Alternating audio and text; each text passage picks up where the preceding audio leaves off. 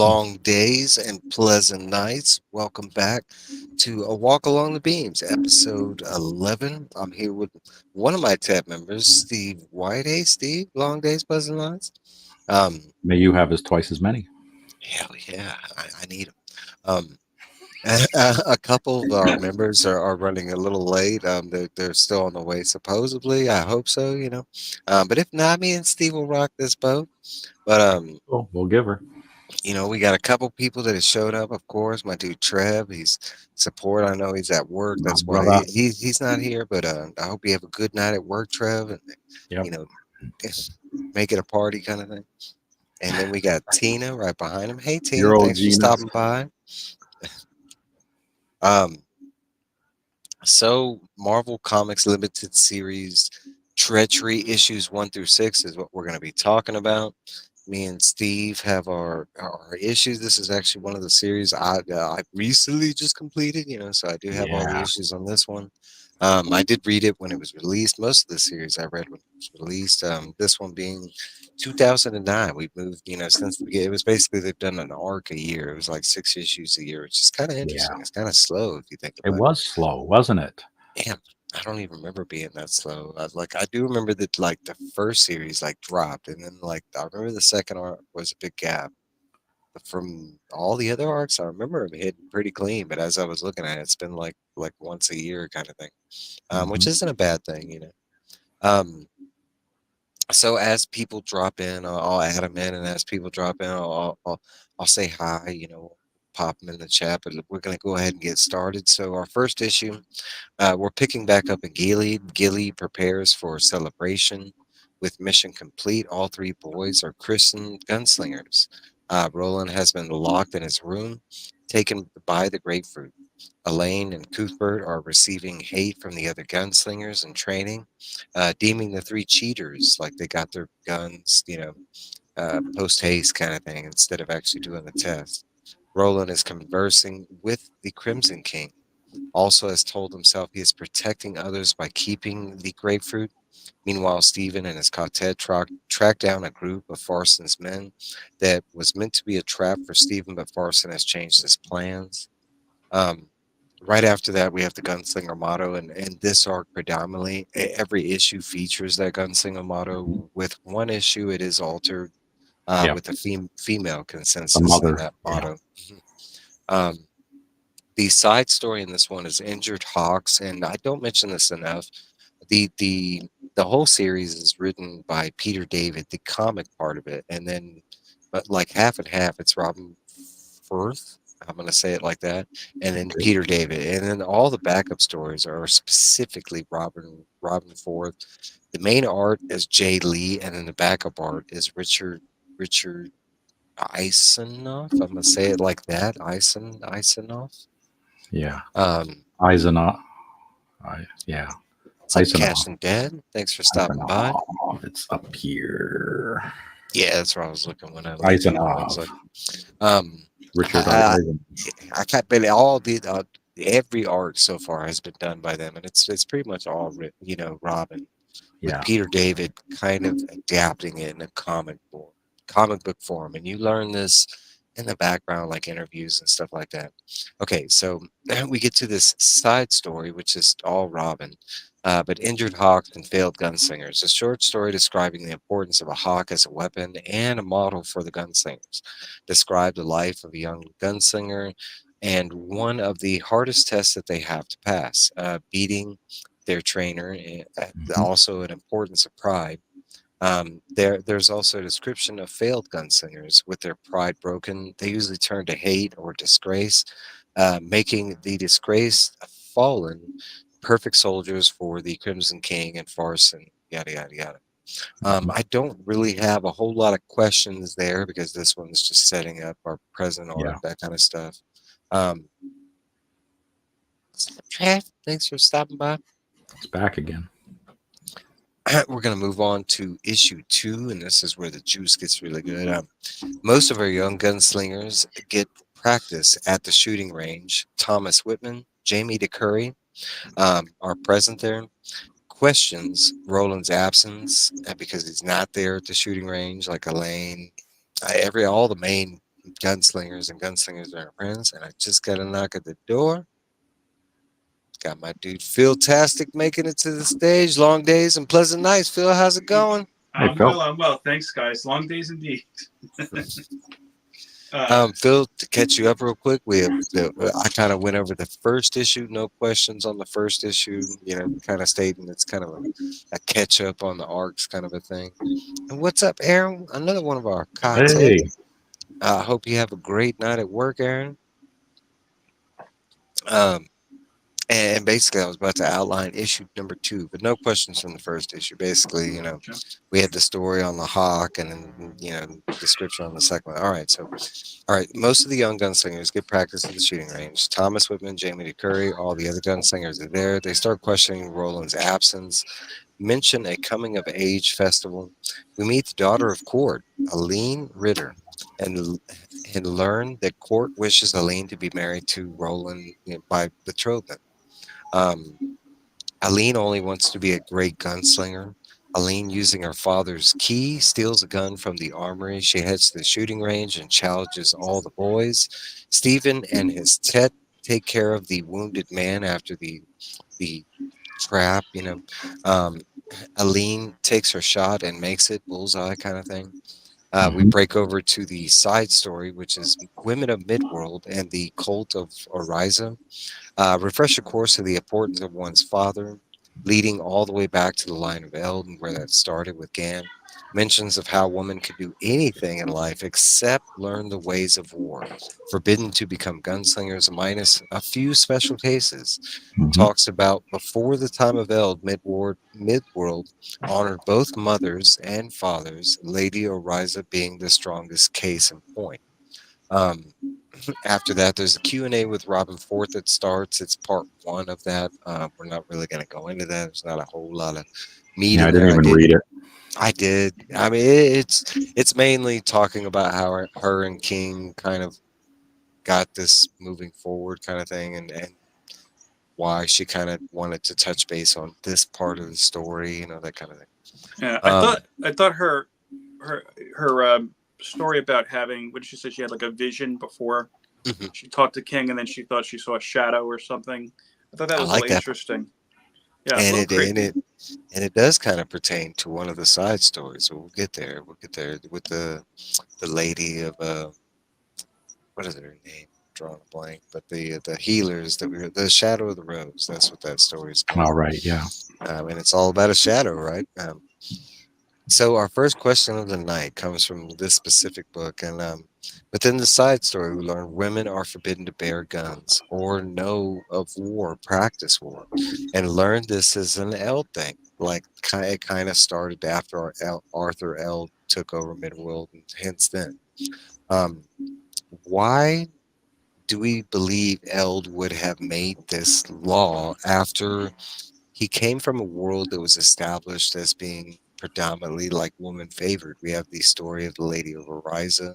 5 of the main gods they talked about were female gods, when we only hear mention of 4 like male gods. Um, if there was actually tales of strong women soldiers before Eld, and then we get to Eld and there's no. Any thoughts? And granted, going forward past this moment in time, we're talking about, we do have a female gunslinger. My favorite, we have the Lady of Shadows herself. Hmm. Hmm. We also have some other predominant ladies, because along the main current path of the Dark Tower, Roland constantly runs into headstrong ladies of Yeah. houses. Yeah, he did. We first run into Sylvia Pliskin, who runs most of the religious sect in that part.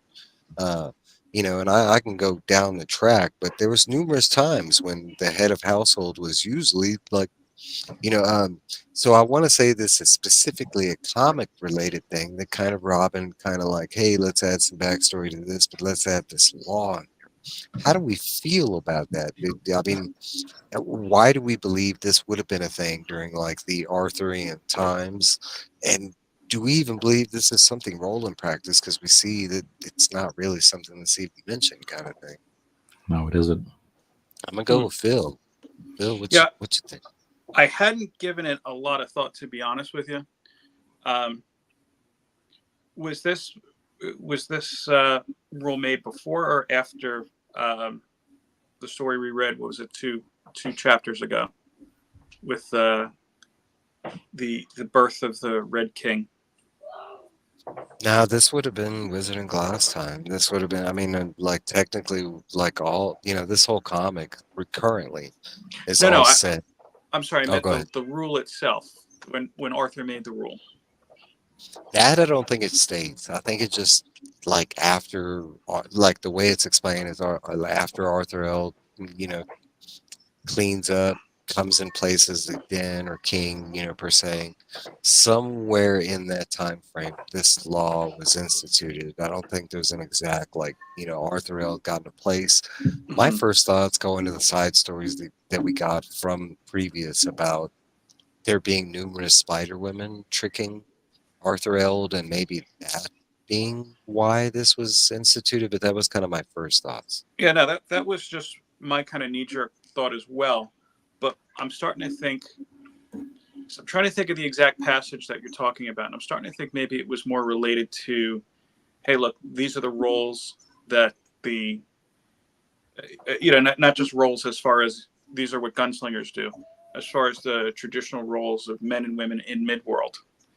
Um, and look, even though they weren't,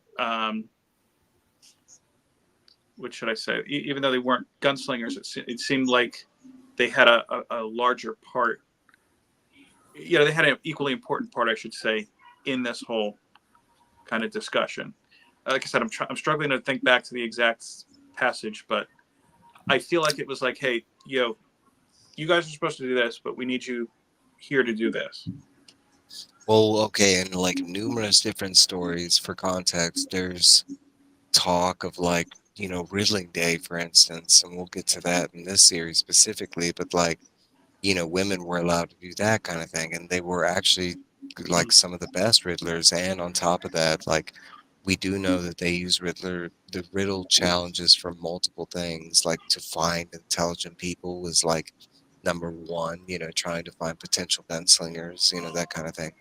Um, there's other like like I didn't mention it, but farther in the future, we do have like most of the new gunslingers we see are female. The two that we do see, besides Mhm. the three older gentlemen, like Carver and besides those three guys, all the other gunslingers that we know of are female.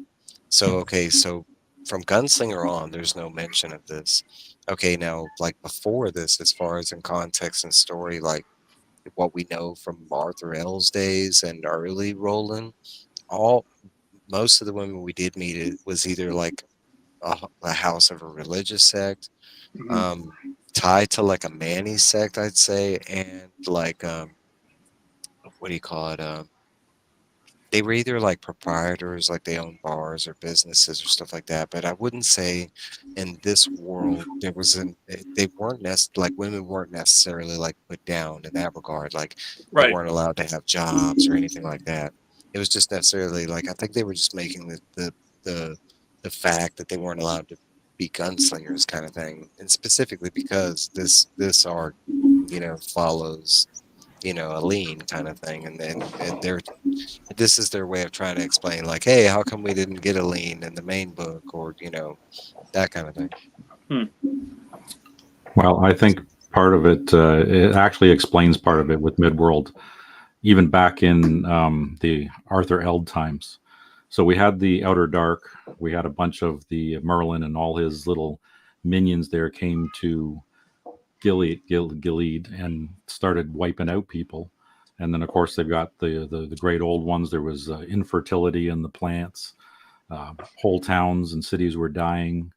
They didn't have any food. There was problems with that. I think it got to the point where, with the wars and everything going on, humanity was starting to go to the brink of extinction. So it came down to necessity, where they say, you know what, we need to have traditional roles. Sorry, we can't have the women fighting anymore because we need to have more kids because, we can have them out there getting killed off when we need to have more people. So it could have come down to a practicality like that because of what they described about how the world is. I want to say you were more on the right track now that I'm hearing you speak this out, because previously we do have tales of, how people were jumping at straws because of their perilous situation. They've gone through a post-apocalyptic world. They're trying to get the world back on mends. They're Yep. pointing fingers, yeah, and I could see that. What's easiest to go back to things that they knew that worked. And we have seen evidence within this in the story, like the Treachery. That was something that was forbidden, blah, blah, blah. Things happen. Yep. They're And like, it started oh, we need to happening bring it back. Like, maybe this will because it work. works. Yeah. Yeah, and I mean that's humans. Where we do that a lot with all kinds of things. Well, this Mhm. used to work. Let me go try this. Yeah. Or, Let's try hey, it. that site used to be cool. Let me go see if that site's still there, kind of thing. Say hi to a couple people. What's up, Mike? Thanks for Yeah. Thanks for stopping men. by. Hey, what's up, big movie fans? 18 up, 18 plus. I don't. 18, Um, Trev, rad. Yeah. Trev popped in for a second. He's at work. We still got 8 people watching. Thank y'all for watching, especially if y'all watching this on the rewind. I don't say that enough. All right, so my Yes, he is. second question kind of just goes back into this, but hearing this law, does this create a problem with any of your knowledge on the main Dark Tower series? Coming into this comic book series, it's something that I kind of anticipated. Hey, they're going to add this, they're going to add that. Okay, so we do find this new law about gunslingers being forbidden as females and this and that. Does it create a problem with your knowledge of the Dark Tower, Steve? No, I don't really think so. No, I don't Phil? have a problem with it. Yeah.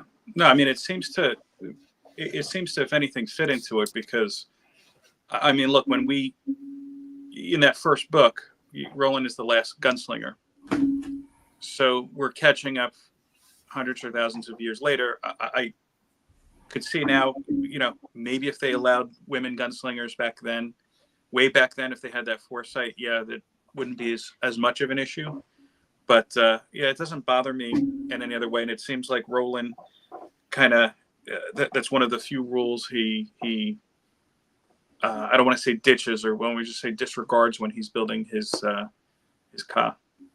I want to say that's the exact way I looked at it. Like, maybe it wasn't mentioned because it wasn't there. Maybe it wasn't mentioned because he just felt like, no, I need gunslingers." And like, I mean, we're talking about Ka, right? When it comes down to it, that was the only problem with my thinking of this new law is how Ka-driven was the society back then with Arthur or Stephen, yada yada yada, for that. Because when I think of Roland, like, I don't think gender or anything like that played a part, even though, it was mentioned briefly, or, but like in very passing form. But when it came down to like who he needed to complete his quest, I mean, Ka kind of, you know, determined that. And I don't, if he had this law in place, I don't think, I think Ka would have overruled it regardless, kind of thing. I think it's a fun dynamic though that could have came out, like, that King could have played with, which I'm kind of Yeah, glad he didn't, because it might not have aged so well, the whole gender, especially not right now with the whole, not only gender war, but the identity, and, I Oh, might not have aged so bad. but I mean, hearing some of King's discourse on political statements and whatnot, I kind of feel like he wouldn't have gone that way either anyway. And even if he did, it would have been something like, well, this is the rule, but I'm rolling on the last one. How am I going to get in trouble? That type of thing. Who's around to, Right. to apprehend me, especially not Walter, kind of thing. Um, Somebody got highlight this real quick. Now we try. We don't have PhD in this stuff, but we do like to talk about it though. It's interesting. I have a master's. I just don't have a PhD. Yeah. Right. I got a Yeah. bachelor in Stephen King. There you go. All right, so I wish that was a college course, man.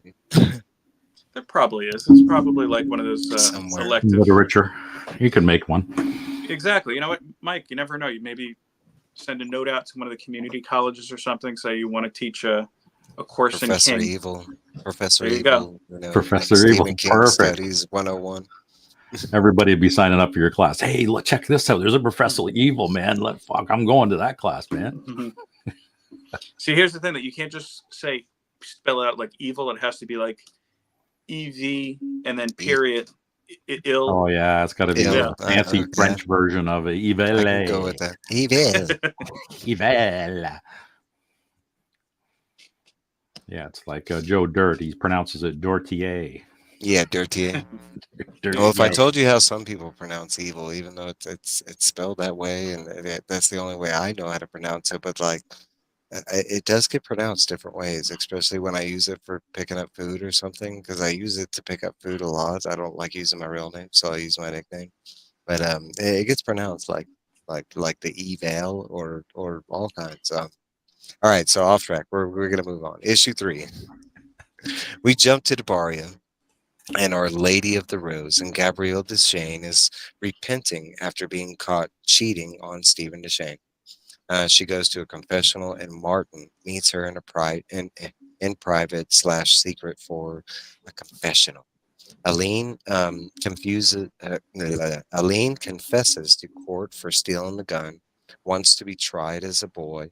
Stephen has a brief conversation with Charles about fatherhood and how quickly it goes. Elaine and Cuthbert still receive hate from the other trainees. Roland, still in the grapefruit, sees Rhea come to Gilead and kills Stephen Deschain in that vision. Cuts his head The right off. Yep. The side story is The Shadow of the Rose. And this one is directly connected to not only the Dark Tower, but one of the Dark Tower adjacent stories. But I'll get there in a second. Tells the story of the Sisters of Our Lady of the Rose. An elder mother makes a 10-year trek to the Dark Tower and back to Our Lady of the Rose in Debaria with a rose from Kenka no Rei. In the inner walls of the missionary, a tower is erected around the rose, guarded by 12 guardians. A shadow comes back with that sister. One by one, 6 sisters take ill and die. Later that night, resurrect. It is seen as a holy sign and not something of evil. The 6 sisters erect a separate tent outside of the erected foundry that is supposed to be the mission, and magically cure the sick and dead. Elderly Sister Rose, one with the elderly sister, she didn't really get a name. I'm just gonna call her Rose to make it easier. Yeah. One night goes to the tent and sees the six sisters and insects feeding on men, led by a 7th sister that she did not know and has not seen and has yet to been like murdered at that point. Rose flees, the tent mysteriously burns on in the night. The shadow flees during that moment. In the area with the rose and the tower, 6 shadows are sculpted along with the guardians and are forever a part of the lore that goes with that. Um, the connected piece that this ties into, we have not read in the Tower series, but I know you have, Steve. I know Aaron has. It is a big piece of the Tower series, but that is the Little Sisters of Eloria. Illyria. Yeah. It comes Yeah. from the book. Stephen King has a bunch of books that are short stories, but this is a short story that he featured from Everything's Eventual. It is actually one of my favorite pieces of the Dark Tower story, and it is basically it's a pre. It happens kind of directly right before Roland makes it to Toll. It's kind of it's before it's after Wizards and Glass, but it's before the Gunslinger. But it's just a short little story, but it's very reminiscent of this. It's about like a tent of sisters that magically heal people, kind of thing. It's the same, and they're actually the same set, the same group as this Our Lady of Rose. So Mhm. my third question of the night is coming from this issue. And one of my favorite questions is going to be, but learning the court had planned to wed his daughter Aline to Roland. Yeah. Would you have liked to seen this in the main series? With this idea approaching, like going back to the Gunslinger, would you have liked to seen a version of the Dark Tower where instead of like Roland and Jake and this Ted, or maybe the Ted, but Roland was also accompanied by a hardened female gunslinger named Aline Ritter, that was also the daughter of Cord, the trainer of most of the known gunslinger. Like I'm gonna go with you, Phil. What about that idea? Um, I mean, it's an interesting idea. I feel like I wouldn't necessarily touch the story as is. Um, I mean, to be honest with you, I mean, as we've established, we believe at the end of the series, this is not Roland's first rodeo to the tower. So maybe there is a version where Aline is part of the Tet that comes with him. Mhm. To be honest with you, what I have seen of her, which isn't that much, of course, I feel like she's pretty badass, and I feel like had she been around during this time, we would not have most likely run into many of the scenarios and downfalls that we did. What I would think would be more likely, not so much a marriage between the two, and Roland kind of makes that clear, but I feel like just through her behavior, there may have been a confrontation between her and Roland at some point, uh, due to things that we find out in this series, which kind of, I'll say this, overall changed my outlook on Roland in the main series, in regards to the grapefruit specifically. Because there is a lot. I mean, so far in all these three arcs, right, we're getting a lot more of what went on during the grapefruit. Because in the books, he just got sucked in, and then he Yeah, got spit out. And And that's all he knew. And brainwashed. and for me, that's one of my favorite things of this comic is the things they chose to fill in the gaps, kind of thing, Yes. and them choosing to illustrate physically what went on during his time in the grapefruit. I think was an excellent, choice of story. and I'll say this. I said this to my wife actually just a few minutes ago. We were eating, so more than a few minutes ago at this point. I was explaining to her this particular chapter because my wife is not a fan of anything horror related, even remotely. So some of the stuff that we've seen and talked about in this series, I know would definitely like be a no for her. But Mhm. Yeah, I keep saying to her that Wizard and Glass, I think, would be a story if she had the time to delve into it, because she doesn't, that she would enjoy.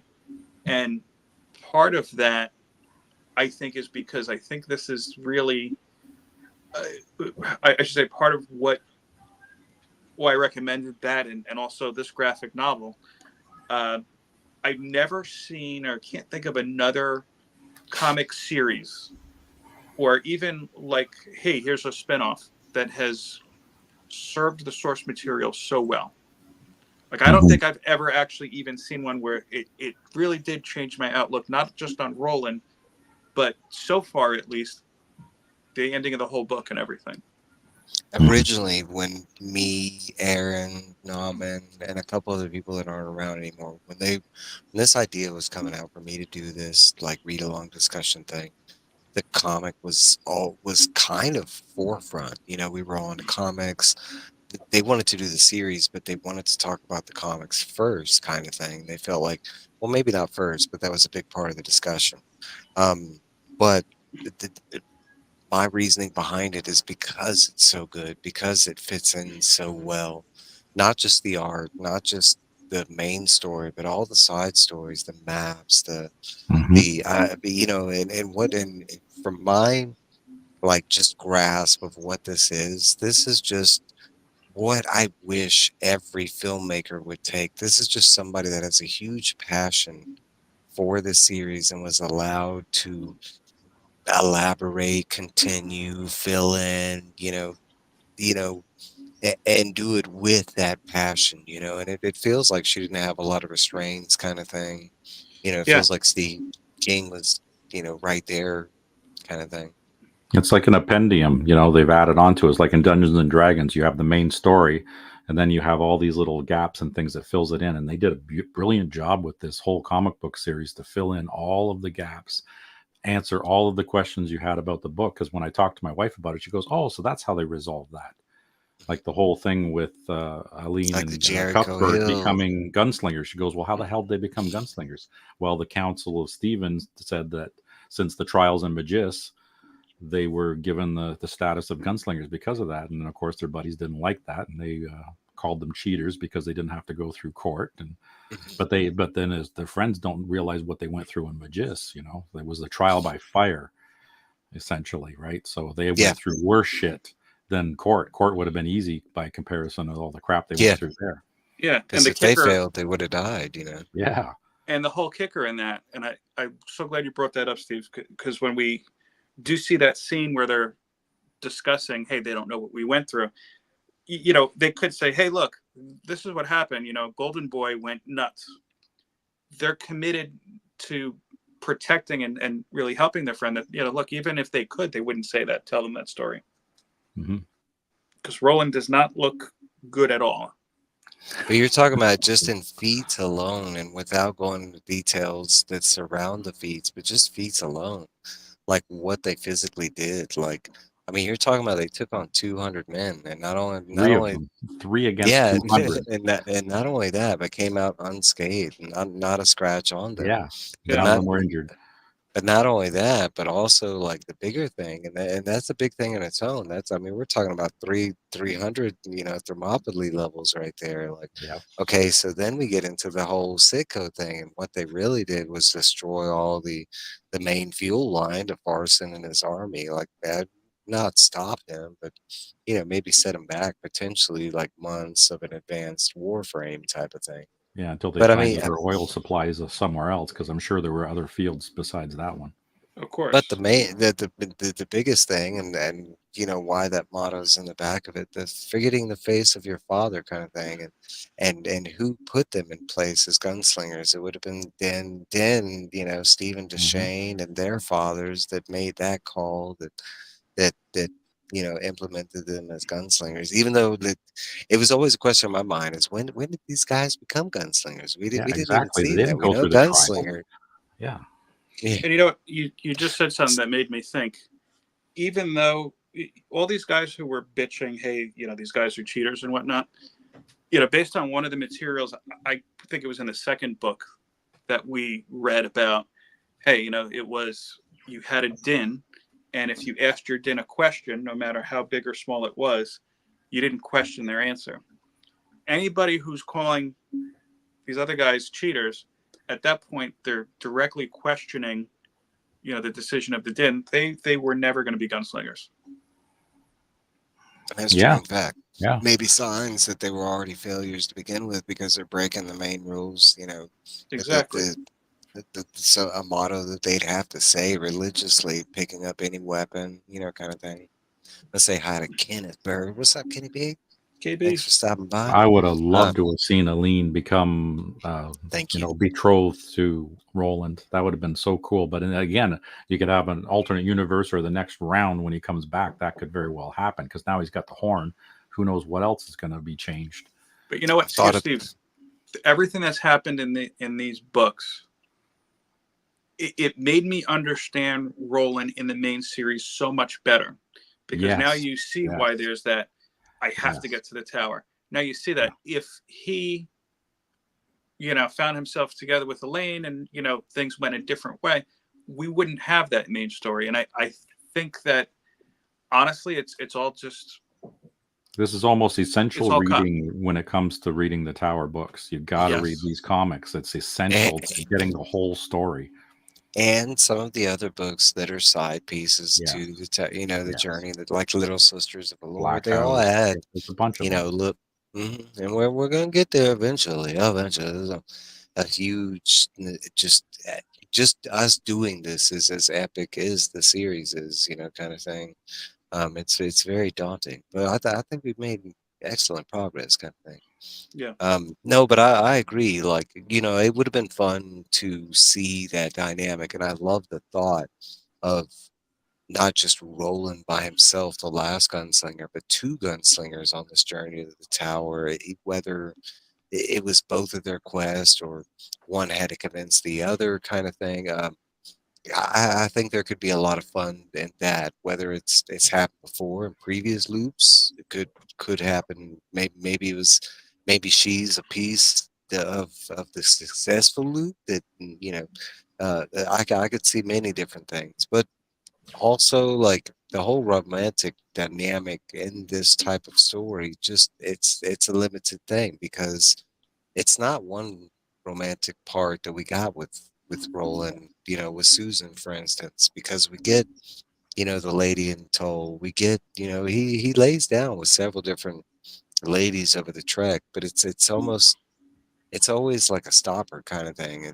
Like, if he were to stay with Susan, he wouldn't have been able to complete his quest because he would have bucked down with her, had kids, and Well, the kid was already kindled, right? So yeah, that was yeah, coming. yeah, yeah, yeah. But, I argue that we wouldn't have had the quest had none of these things happened, had he even found himself with Susan. Because if you think about it, again, when the book starts, we're in the 19th loop. Okay.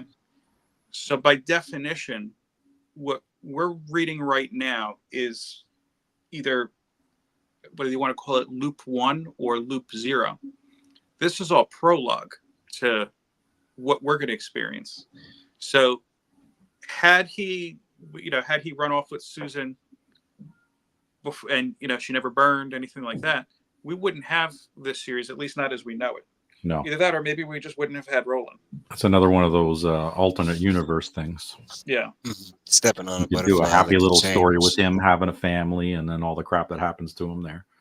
See, but that takes away the fun because who wants It that? does. It's like King, and yes, this is a divisive thing between King fans and his endings, but I'd say like happy endings are only so much fun compared to real life endings, that kind of stuff. So I mean, yeah, it's fun to envision. In envisioning my tower journey, I wanted Roland to be successful. I wanted there to be a happy quota kind of thing, but I didn't ever, I didn't know what to expect as far as like the ending was concerned. So the ending that we got, it's not. I mean, it's not like Roland died. It's not like so that I mean, it could have went numerous different ways. It could have failed. I mean, the whole journey, we could have got to the end and Crimson King beat his ass. It was like, sucker, get out of here, punk. Send him flying back with his little new friend. Um, yeah, I don't know. I do like to play with all different kind of things, but I want to say the more love you add into this, it just it's more deterrent. It's more like Roland would say near the end of the story, like, these are tricks, these are traps, kind of thing. Um, is the way I kind of see it. But I can also see it at work. I can also see it like if I can envision Roland as one entity, and then I take a lean, merge them into that one entity, and they, as long as they have the same, and I can even see like the bunting head thing happening in between this. I could make it work like that, but I could also see how like the bunting head thing can go in bad directions, kind of thing. Um. All right. So in the side story, right? We learn a lot about the Sisters of Our Lady of the Rose, which is funny because we didn't really come across them. We heard them briefly in the main series, and they did mention that Gabriella Deshane went back to Debaria and this Lady of Our Rose. So we really don't meet this pact of sisterhood until the eighth book, right? 4.5, and that's the went through the keyhole, and it's during the whole Skin Man story. That's where Roland went and did the whole investigation with the Skin Man. That was that one of the sisters was attacked there. Okay, so our knowledge before this comic book series comes from that book, and the way they show us the sisterhood, you know, it's just a lot different from this version that they show. Because in this version, it's like a missionary. It's got like a whole abbey thing going. It almost, I mean, in the pictures, it almost looks like a straight up castle kind of thing. In the book, it's more kind of like a group of tents with like a main house kind of thing that has like a hall. Because It seemed like it was all tents. Yeah, you're right. Yeah. So I want to say like mistake, like, and I hate saying that, but I want to say like that this is one maybe like and Robin's like the guru on this, so it's I don't know. Okay, but in the side story, what I'm getting at is we do see a way different version of Our Lady of Rose, and they do mention there's different missionaries and abbeys out there. This one specifically focuses on Debaria. My question goes into the whole point that we were talking about earlier. Any thoughts on the shadow? At this point in the story, the shadow just disappears. It does appear when Rose, the head mother of the original founders of this covenant, walked to the Dark Tower, picked up the rose, and made it back with that rose. Any thoughts on what the shadow is? I'm gonna go Phil. Phil, what do you got? I mean, especially I read it so fast I didn't pick up on the shadow, but I feel like, yeah, I'd be guessing. In a nutshell, the shadow comes with the mother, and that's when all the bad stuff happens. And in the story, she's presented as the seventh sister, and when she sees her, she's more insect-like than person. She like gets a brief glance at the thing, and it looks more insect. As the fire goes off, that's when like the only thing that she sees that leaves the fire, because that means the sisters died in that fire, the ones that have been resurrected. But the thing that she sees leave the fire is a shadow, and the shadow is stated that it came back with her. Well, to be honest, when the whole story about the tent, my first thought was, okay, maybe this is supposed to be. I don't know how far you want to go into it, but the origins of what we see with Salem's Lot. Mm. But as far as in terms of the story, I didn't think too much of it at first, but now you have me thinking maybe it's a very early version of what's her face, the witch. Ray of the Coos. Well, Yes. we got her origin. Remember, she stepped on the laughing mirror or whatever, and then I mean, it We could got, be. I mean, Yeah. I'm not saying. we Yeah. got her I, in I, the eyeball, and then she had magic. So she I was want already to evil. I want to go back Mm. to something you just mentioned in Salem's Lot, and we do know that our vampire friends like to travel with other friends that just happen to be insects. Oh yeah.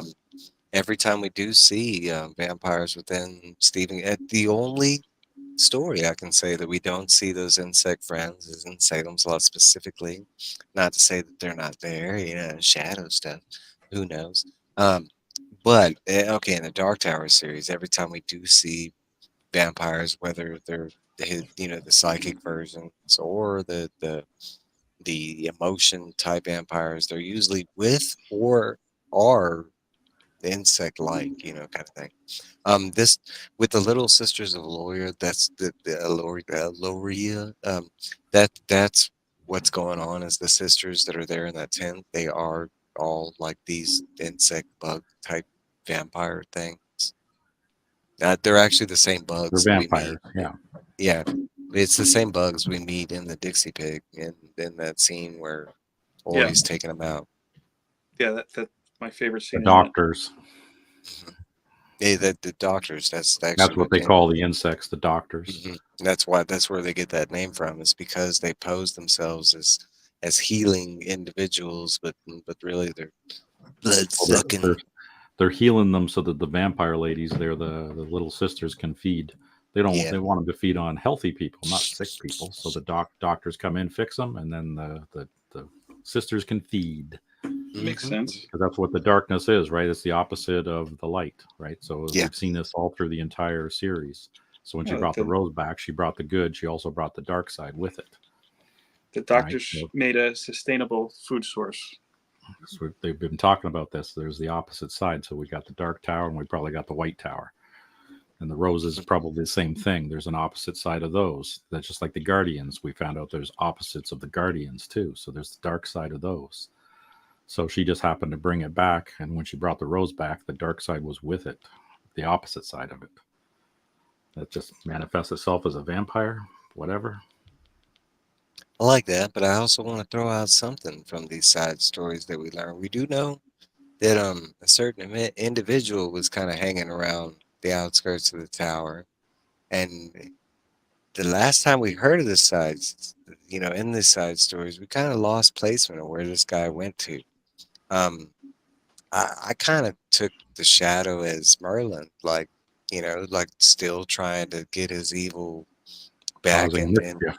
yeah, and we do know that there's like three power sets within. Well, you could say four, right? The red being one, the gunslingers, and then the way of L being two, the Manny being three, and the sisters being four. Those being like the most predominant like sets of people within Midworld, I'd say. Hold on one second. Yeah, that makes sense. But I kind of, even though it wasn't implied, said, or I kind of got Merlin vibes, like especially since he's been so heavily like, within these side stories as like the predominant like evil, like spreading it around kind of thing, keeping it alive. Reminds me of Disco Queen. Um, all right, so let's move Yeah. along to issue 4. So we open up with a scene with Gabrielle and Martin departing Debari.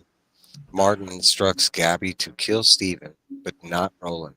He even promises that he will not kill Roland, but we do see he's got his fingers crossed kind of thing. Um, Back in Gilead, Roland sees the vision of Rhea after killing Stephen, creeps into Roland's room. Gonna try and do the same thing with Roland. Roland is caught in the vision and almost shoots Cuthbert by accident. Stephen and the Tet make it back to Gilead. Um, Stephen still worries for Charles' unborn child. Aline and Cuthbert convince Roland to finally give his father the grapefruit. Roland, Elaine, and Cuthbert leave. Stephen looks at the grapefruit, and the grapefruit is seen to come alive. Justice, which is the spy from previous, um, sees this all and sets up a trap with John Farson, and that's where this issue leaves off. And then we got the side story, which is the Manny, the Touch, the Tower, and the Rose. Um, this part explains basically the Manny and explains who the Manny are, their connection to the gunslingers, specifically something that we hadn't really heard that's kind of there, but the mating between Manny and gunslingers, and why that was happening, that kind of thing. The touch, which in part explains the various touches, the ability to read objects by touch, to sense what is happening at a distance, foresee the future, and or give prophecy, and or empathy, like the ability to feel emotions, that kind of thing. The rose part explains the time flow, and then we get twinners of most of the main things within the series. And then after that, we get the Dark Tower talking with Robin Forth, part 2, and each one of them has a sketchbook kind of. So my 5th question comes from this, and Steve will have a little more to say, but we know of twinners, and we have seen uh, we've seen quite a bit of twinners, and the book reminds us that we are accustomed with many twinners, like the Tower and the Rose, for instance. Um, my question comes based on this: have we seen other key twinners like Roland's twinner, Crimson King's twinner, Walter's twinner, or are there certain characters that just don't have twinners? But how is that possible if the Tower and the Rose have twins? Go with you, Steve. Let's see what you got to say. Because now, Phil, you don't know this, but they're the Talisman and Black House, which is Dark Tower adjacent, Yeah. heavily ties into the theme of twinners. That and it's like basically all multiverse worlds. Like for instance, Earth to Midworld, there's a version of me, and vice versa. And in Dark Tower terms, this goes to different levels. So different versions of Earths have different versions of you, as we've seen. All right, Hmm. Steve, sorry. No, that's okay. No, it's giving me more time to think because I'm trying to wrap my head around the question. Yeah, because in the main story in Talisman, the main character does not have a twinner. So it does happen where some of these people that show up that do not have twinners at all, even though his mother has a twinner. and she happens to be, royalty, and queen. she's dying in the other world. And if your twinner dies in one world, you'll eventually wither and die in your world too, and vice versa. So that was a And big even thing. even in those books, we see that the main villain has a twinner. Yeah. Even some of the Crimson King's forces have twinners. That they use that. Um, and I haven't brought this up. Another Dark Tower adjacent that does kind of feature something on this level, but Hearts of Atlantis kind of feature a story with Crimson King forces that are traveling between parallel worlds, not necessarily in a twinner fashion, but kind of. And I will say Insomnia kind of dabbles in this as well. Yeah. Um, Yeah. Kind of like a Manny, almost like they're the evil version of the Manny. They're traveling between worlds because they're I could go with kidnapping people and taking them. I could go with that. That the low men Yeah, the are low men. twinners of the Yeah, Manny. I could go with that. they could be the Eh, yeah eh, the yeah. I'm gonna Well, let you cook. if you're Go going ahead. into other Stephen King books, could you say that I forgot the one I keep referencing? I never read the book, but I saw the HBO series, Well, The this is kind of Outsider. the well, All this the is kind of the outsider. point of my question. Just It- to say that we haven't had an established twinner to roll in. Is he out there? Could we have seen him and not known? Because just like he was trying to say, like the series The Outsider, the main character in that, or is Holly a predominant Stephen King character from about 5 books now? Could she be a twinner to possibly Susan or Roland himself or something like that? See, I never considered. I wasn't talking specifically about Holly. Like I just kind of consider maybe Susan. Holly, Roland. If you want to go into other stuff, Danny. I don't think so much as Mears. I figure he seems more of like a reactionary character to me. I guess if you think about the beginning of this of his story, maybe that's not the case. But I don't consider them to be twinners or mirrors of each other. I just feel like, okay, in this overall Stephen King universe, they're part of the white. Um, but my point of bringing up the outsider, because I guess it's more of a literal kind of twinner thing, is that you have a creature who can fake, I guess you could say, for lack of a better word, being a twin. You know, excuse me, probably not the same thing. Like a shapeshifter. Yeah, and we've seen that in the Dark Tower universe before. That Hmm. that that is a thing. Glimmers and glams are a thing, and that does work against most of the white. So that is, and then the red through a lot of the Dark Tower series likes to use glamours, and I mean not even Dark Tower Jason. He likes to use that a lot, like to conceal monsters and stuff like that. Like the way, for instance, Pennywise can't really be seen by adults, kind of thing, because they've lost that form of imagination. Um, Well, I have a theory about why Pennywise can't be seen by adults, but that's a whole nother discussion, and we could probably jump down another But hole wait on till we that. get to that book. yeah, well, wait till because that's heavily Dark Tower adjacent. Um, hold on, what's the thought I was going to have? We're talking Pennywise. Oh, and I don't know about how what happened in the book, but and I guess spoiler for anybody who hasn't seen The Outsider. If you haven't, it's a great series. It's a shame that HBO is not doing anything else with it. When the creature, the outsider, whatever, dissipates, if I'm not mistaken, he becomes a bunch of little bugs.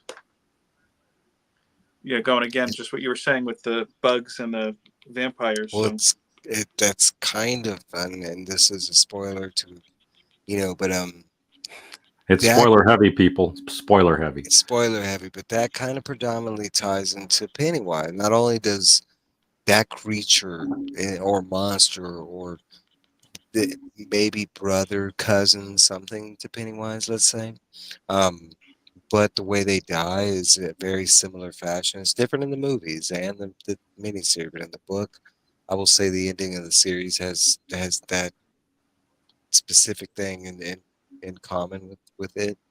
Um,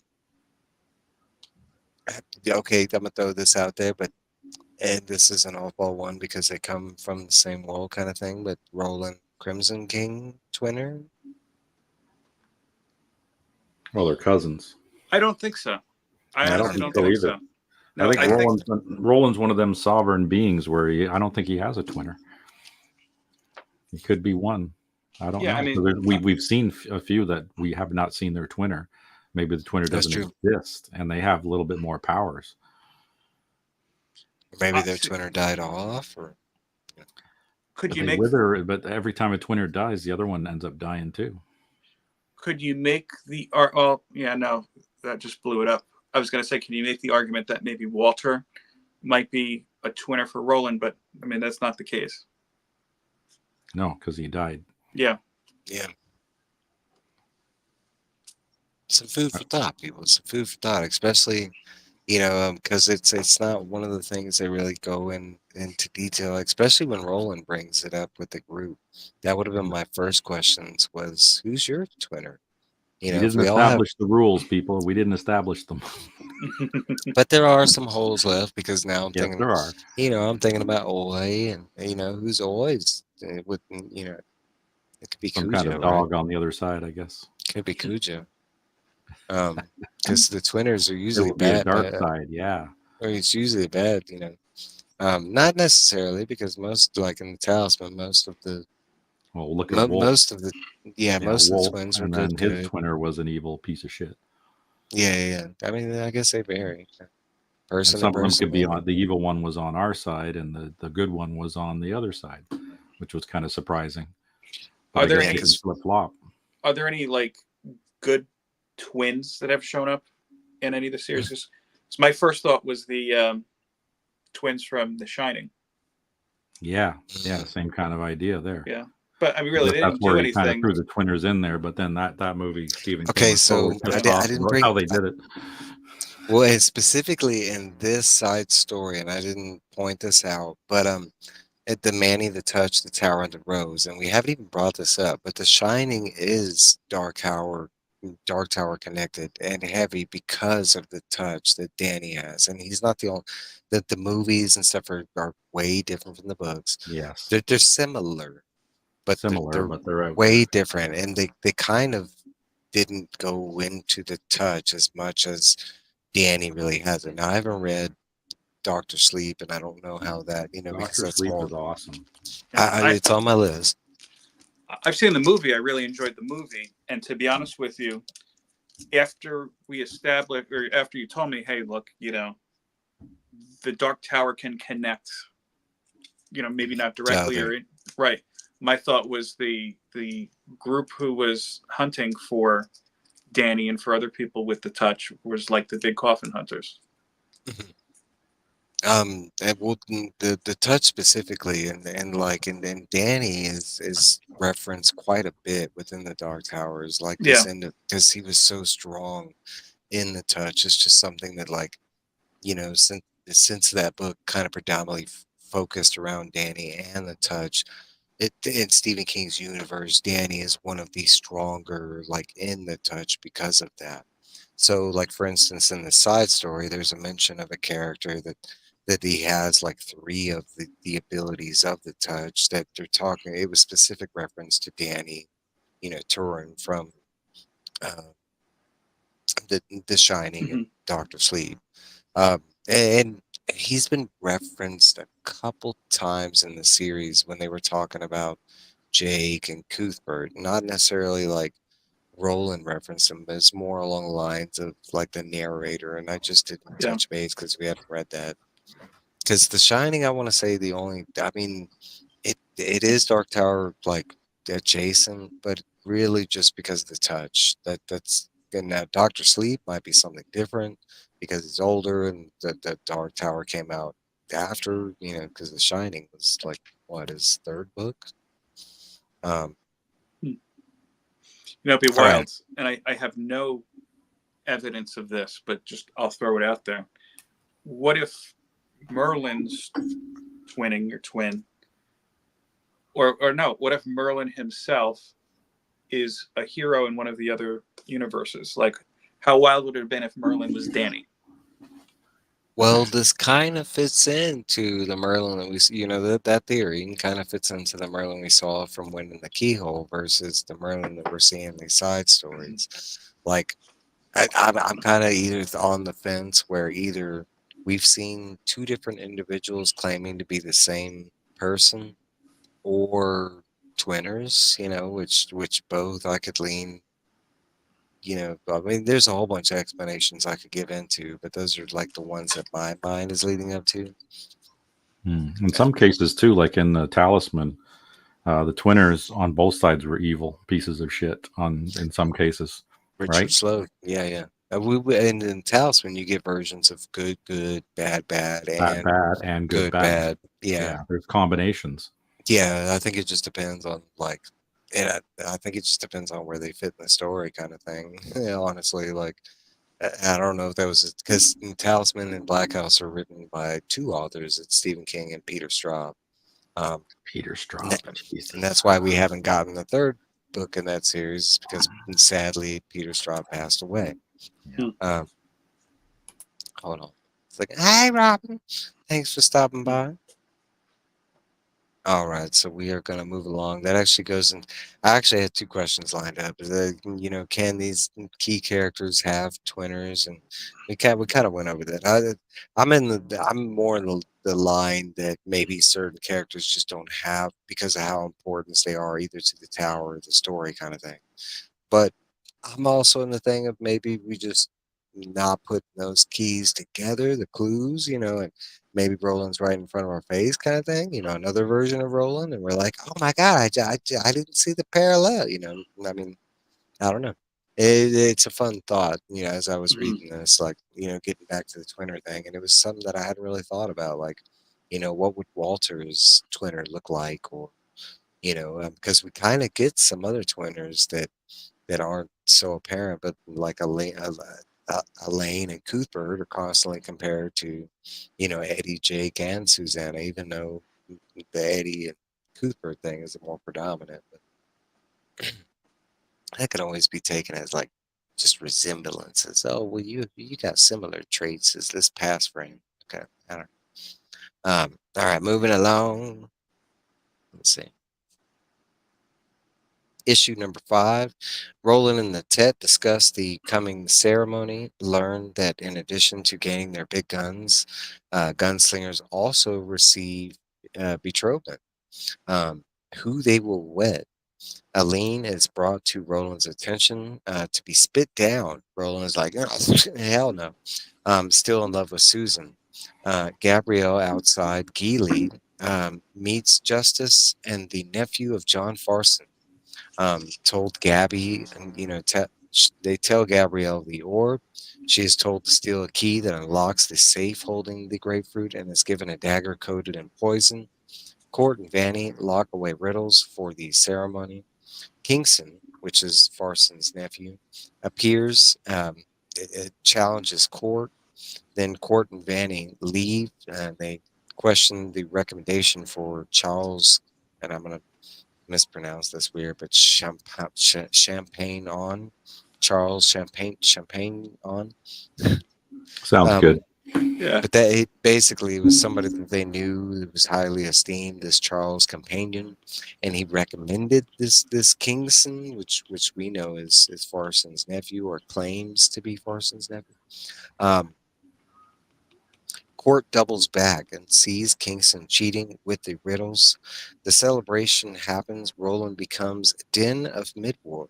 Guns and horn are passed down to him. We learned the fate of Charles, that he was killed by Farson and his men. And it's a very sad story. What It happens was. to Yeah. Yep. Charles? Sidebar. I'm not going to go into many No, details, but it's pretty bad. it Yeah. was That. gruesome. Yeah. Kingston meets with Gabrielle at the end of this comic part. The side story is Regicide, Poison Gardens, and the Training of Apprentice Gunslingers. It's a Deviate Part 1, The Red King. Description of poisons and the importance of knowing poisons. Certain safeguards and explanations of part of the gunslinger's test is overall knowledge of poisons. Over 100 different poisons have to be memorized and known. Um, Description of different popular poisons, toxins, venoms used in Midworld. Some of the more popular ones that they give, because they give descriptions on some of the more popular poisons and toxins that are known in Midworld, but some of the cool ones like dragon sand. And dragon sand is only known in this one part of Midworld, and supposedly a fleck, a small speck of sand, if inhaled, is enough to light your lungs on fire, and you basically burn on, you catch on fire from the inside out. If you were happen to get dragon sand on your skin, it literally just burns through you. It's kind of some scary stuff, kind of thing. But it's a volatile toxin. I don't know what that one is. It's like poison slash toxin, but basically it is. They can use it as an airborne thing. They can, just blow this stuff at their enemies, and they just basically burn on fire. Dragon's blood is just as bad. Dragon's blood literally comes from dragons. Not only is it invisible after it cools, but if one drop will kill a man instantly. And sometimes if it's ingested, it takes a couple hours. But basically, it's pretty much death. Yep. Death Watch spider, and I don't know if you caught this, but this is actually a connection to another Dark Tower adjacent book that is Eyes of the Dragon. It's one of the poisons that our dude Walter Flagg, Randall Flagg, that guy, he uses And that stand. poison in Eyes of the Dragon. All right, so and last but not least, we do have another Talking with Robin Ford, part 3. The whole how she came up with this. All right, so my next question goes over the cover, and I'm gonna pull it out for this one on issue 5. The cover of issue 5 hints Roland could be Farson with the absence, but pressure. Had this ever crossed her mind that Roland, in fact, could be John Farson? In the main series, we never actually get a who or what John Farson is. We never actually meet him. He is just talked about in the background. In this comic series, we have seen him from afar. We do know the mask. Um, is there some thought, some trickle of, hey, well, maybe this could be some gunslinger trickery? This whole Farson thing. We do know that is being told throughout Geely that there is a force led by a man named Farson. There's elements that he's out there, kind of thing. But up until this point, this is never a thought that crossed many people's mind. And the cover implies itself, that Roland himself could be John Farson. Was this ever something that even crossed your mind? And granted, at this time during the books, there was still issue of, is Roland a bad guy, good guy, kind of thing. Well, I'm gonna go with you, Steve. we've seen this before, though. We've actually heard a story about this. When Arthur Eld went through that door of his, where did he end up? In that Dugan. And then what they do, they started cloning evil versions of all the people that he knew and had them go back through, and they started causing all kinds of shit. So when Roland was in the pink grapefruit, how could they could have just as easily made a version of him, an evil version of him, and that call him Farson, call him whatever you want, looks exactly like him, but he's just a dark version of him. Yeah. That's the way I was thinking of that. About Phil. I never, to be honest with you, thought of Farson as an evil Roland. I just I don't know. It's something I didn't really consider to be square. Interesting enough, I'll add the fact that since we've seen Farson in the comic, he has been wearing a mask the whole time. And I will add this: in this arc, we do not see Farson. It's just featured on the cover. There is a scene that says, well, I'm not going to say we don't see Farson, because the scene that we talked about, where we find out the fate of Charles Champagnon, um, Farson is there, and Farson does what he does, and that, but it's all like we see the backside of Farson. We see like a leg of Farson. We don't. So technically, he's not really on this issue, but on the Cameo. previous, yeah, on the previous arcs, we have seen Farson, and but he's always with that mask, just pointing his army in another direction. Um, I'm not gonna say that that's even something that even comes up in this comic, or it does or doesn't. It was just something that is predominant on the main cover of this issue. It's not even something that's brought up in this. This is just something that I noticed. And the fact that he has been concealed up until this point, and we did have a main side story about copying individuals, kind of thing, like Steve brought up. Um, Back to you, Phil. Again, I really hadn't thought about it. It does sound like the whole idea with the mask does kind of intrigue me. I'm surprised I hadn't thought about it, to be honest with you. Yeah, because I always took it as it's either like I didn't think of it as a way to conceal. I looked at it like it's kind of like a ghastly armor, one that intimidates as well as protects him. And I how do want we to know say, that? How do we know that Gabriel didn't have another kid? Oh, Roland got a brother out there, or a twin? a twin, John Farson.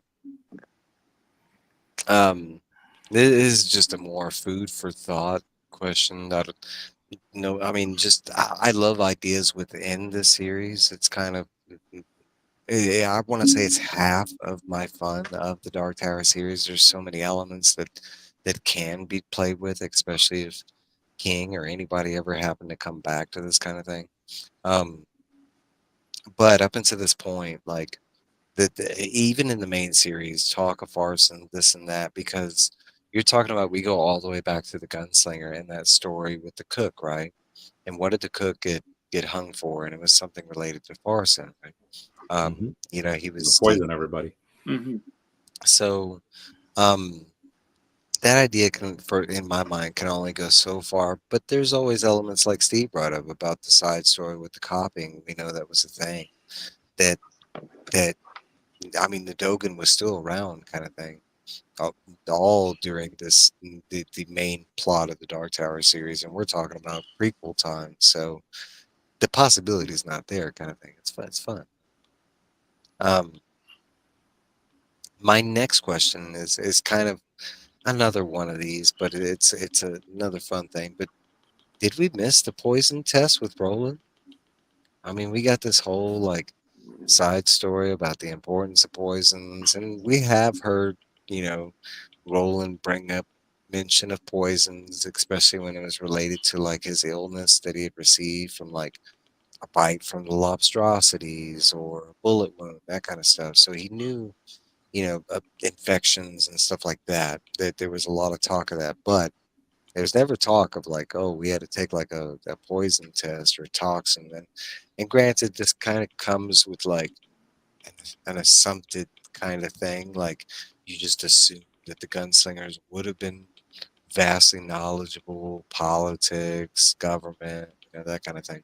But it's never ever stated, kind of. What are your thoughts on this? Did we miss the poison test with Vanny and Roland? I mean, because he did all the other tests. He beat Court. We went in, King went into great detail about that, and we know Vanny was training the dude. What do you think, Phil? I mean, to be honest with you, the whole side story, I almost said side piece, side story about poison wasn't the most exciting and interesting to me. So my whole thought was, I've never thought of, wow, how great would it be to see that test? I just think it's maybe not the most exciting of trainings that a gunslinger could go through. I'm in line with you, and I'd love that you brought that up. I want to believe that's why we didn't get that. I'm in a line that, yes, and I'm in a line that I like the description that we got from like new poisons like the dragon sand and the dragon's blood, but it was like reading about devil grass for like the 100th time. Like, yep, Yeah. I know about devil grass, like so I want to chalk it up to something like that. I would have loved a mention in the main series, like, yes, this was another thing that Just I a had line to or do. two, right? Yeah. It's nice that the side story adds these kind of things, but like Yeah, I think you're right. It's like Harry Potter and and they're in the that's class and they're exactly what I was thinking about with Yeah. my Hermione brain and went her right to Harry potion. Potter and the Yeah. potions and learning all the poisons and stuff, and it's just I- Hermione there fucking rattling them off one after another, and it's like, all And right, I nobody can likes say to know it all. to a degree that can be fun. Like I mentioned, like when they're creative enough to come up with like something unique, like dragon sand. To me, that was a first time hearing something like that, like a sand that Dungeons you and could Dragons. If inhale. you read Yeah, through yeah. the Dungeons and Dragons spells and stuff, it's like that. Yeah, Um, I mean, it could also just been like maybe King looked at that later on and is like, oh wow, that sounded cool. Why didn't I think of something like that? yeah. Because he would have. There's so much extra added into his books about more so in Salem's Lot, just about like basically setting the table. I'm sure if he could have talked for 40 pages about poison, he definitely Oh, would have. yeah, you'd be like Tommy Knockers and just run on and on and on about that shit. Well, the funny thing is, He'd be like the Bubba Gumbo poisons. Yeah. one of my favorite books that is Dark Tower adjacent that will be on this list.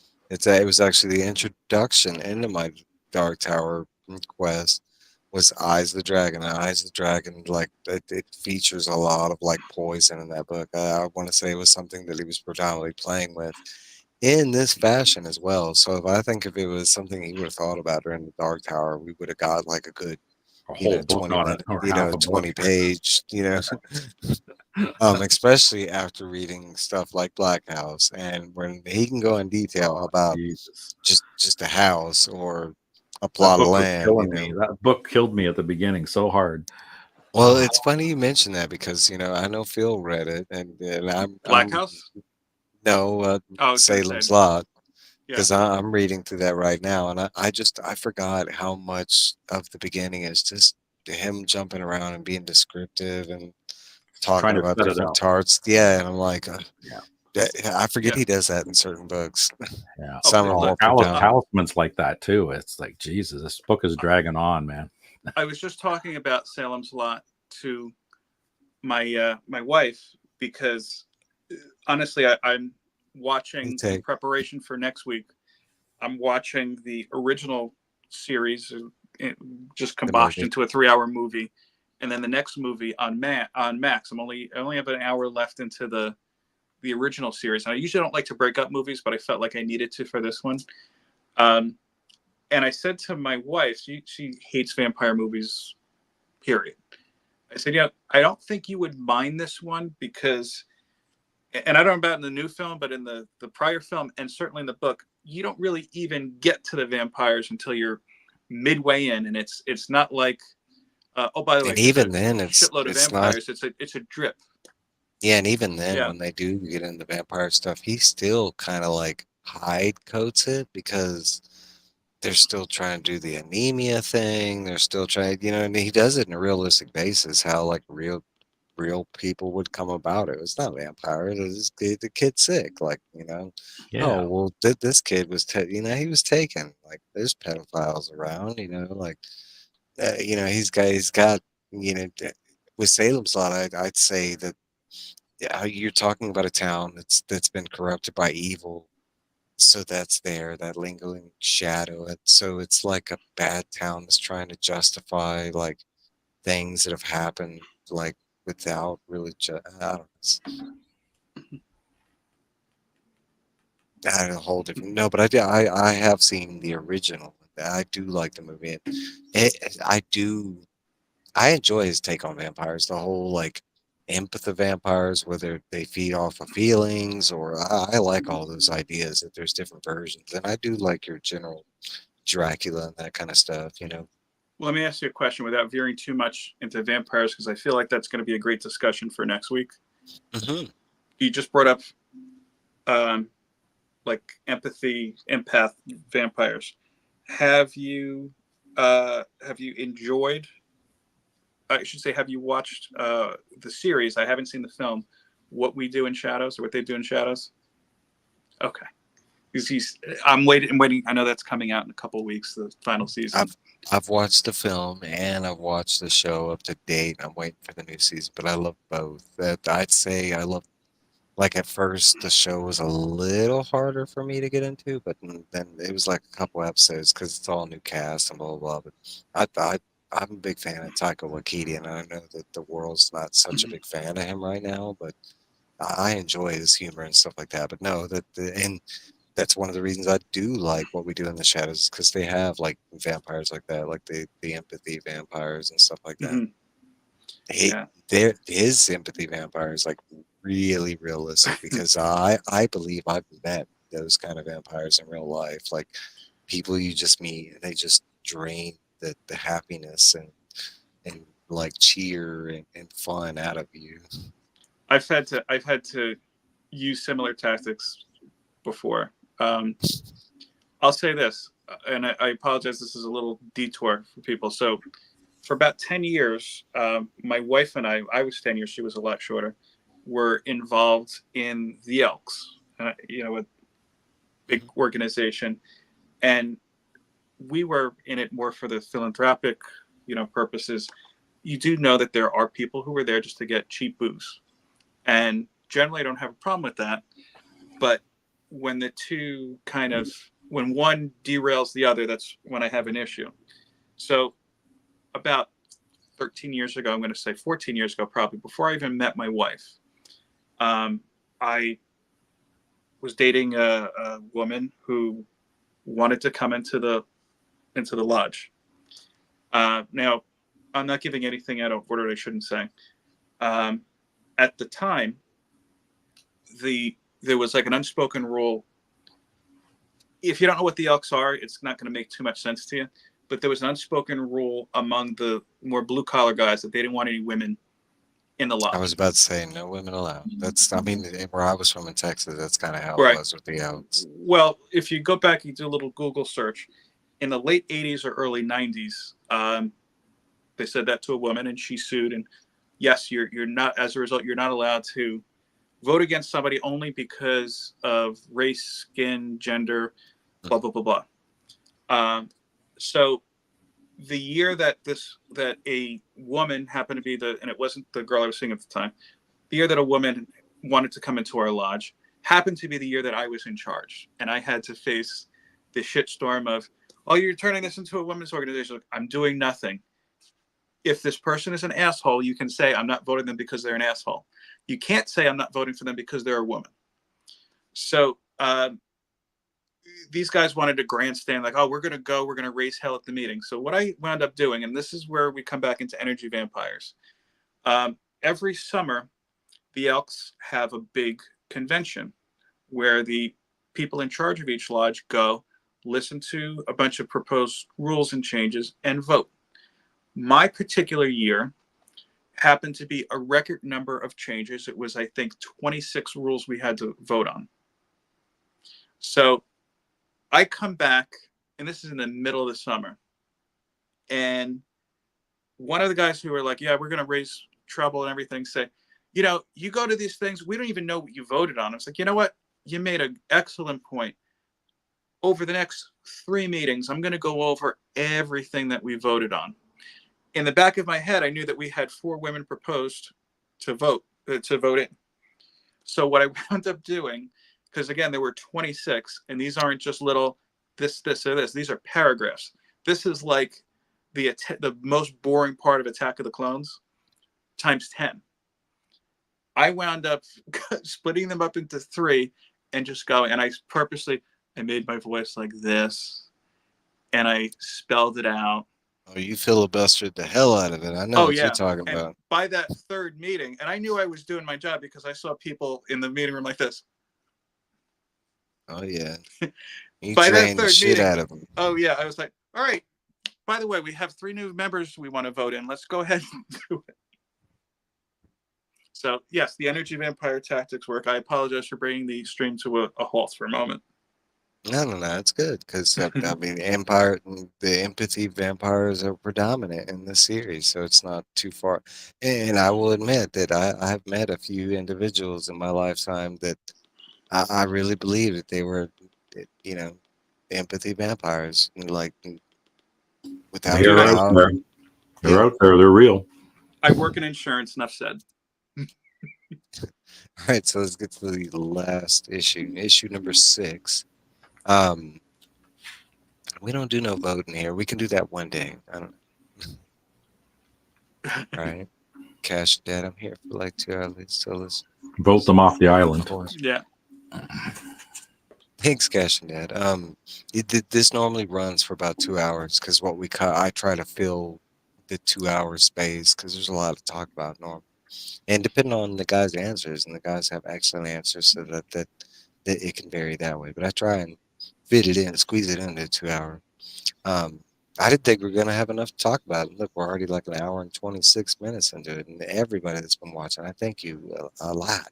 Because it's basically what we're doing. We're sitting here talking, discussing, a comic book series currently that ties into a big novel series. Um, all right, so issue 6.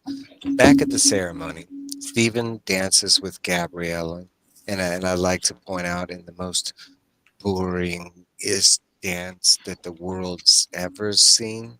Um, Aline and Roland grab some air outside. The riddle contest starts. Riddle and Aline talk about Roland's quest and Aline by his side. Kingston wins the riddle contest due to cheating, and Court knows. Screams are heard, and Roland and Aline romantic moment is cut short. They find Kingston dead, Court standing over him. Revealed he works for Farson. More screams while sprinting. Roland spies his mom sneaking away. Roland finds his father. Room has been ransacked and the grapefruit has been stolen. Roland heads to his mother room, instantly kind of knowing that it was her the way she was sneaking around. Finds the orb and sees Rhea behind him and shoots, shooting his mother dead. Um, our side story for this one is more description, but it's a mid-world fair days and mid-world riddling. Description of the importance of riddling within Midworld, used for celebration and to find intelligent people. Um, Usually, gunslingers used it as a tactic to find new gunslingers, that kind of thing. Or not necessarily all forms of gunslinger, but maybe forms of government, that kind of thing. Um, Placement of power. Um, examples of riddles from the 7 Fair Day festivals, which pertain the Feast of Yarn, Wide Earth, Sowing, Glowing Day, Full Earth, Reap, and Year's End. Some of these we actually visited during our quest to the Dark Tower, like the Reap Day festival was during Wizard and Glass. Um, we went through the Sowing festival with Caliber and Sturgis. Um, Full Earth ceremony that there was a couple that we went through. Examples of the riddles are also given, with this that Robin actually came up with herself. She gives you the riddles and the questions. I copied a couple of them down. See if y'all know the answers to this without cheating. Because the And this answer goes, key is at the end. yeah, it is. Hmm. But some of the ones that I liked, I go around the castle, but never breach the walls. What am I? Shit, and I just read this too. I'm gonna cheat. I'm reading it. I go around Is the it a castle, is it a but moat? never. Nope. No. It's I not the go wall around the itself. Yeah. I go around the castle but never breach the walls. Yeah, there were some good ones. There were some. That's The riddles were good. I enjoyed that's what those. Robin said was moat. And nope. The answer is the sun. Oh yeah, that was the first one. I can be found in time, but not in space or distance. I like this one. Not in space or distance. This one I don't think the first one I got. The second one, I don't think I would have got this on my own. I can be found in time, but not in space or distance. Now, to give within the context of talking about riddles, they explain that they have two different types of riddles. One are kind of the riddles that we're used to, like what am I, this kind of thing. There's also a type of layered riddle that they add voice to inanimate objects, that kind of thing. Yeah. Ooh, Robin is super close. God Get it? damn, Robin, that's Well, good. it's a No, letter she's M, though. got it right there. She's got it right there. Go, Yes, Robin. the That's letter the M. answer, the letter M. Yep. She's Yep, got the book. I can be found in time, but not in space and distance. There's no letter M in space and distance. Yeah, right, that's good. I had that. It wouldn't have been. I was more like I started thinking of like, nah, my mind goes different places. All right. Yeah, I was Way up thinking deep. seconds and That's where and then the space and time thing goes. All right. So the more you take, the more you leave behind. This one I got. I kind of know. Yeah, it made sense. The more you take, the more you leave behind. Since Robin likes it, I can pull out some more.